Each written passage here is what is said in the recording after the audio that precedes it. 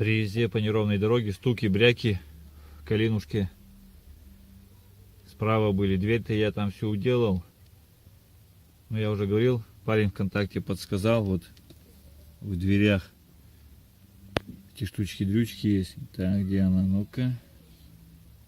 Во. Вон что, как он дребезжит. Вот по неровности мерчи она и дребезжит. И тут, и там. Пока временно проволочку подложу. Там он резинки подложил. Поезжу, посмотрю, если бренчать не будет. Можно будет резинки поставить. Ну, спасибо парню из контакта. Крутил пока веревочку. Все, сейчас ничего не бренчит. Точнее, проволочку воткнул. Крутанул. Ну, посмотрим. Там также. А то в дверях там все перезавязал. Шумовал. Там все скрутил. Вроде уж ничего не гремит. Ну что, поездим, посмотрим результаты.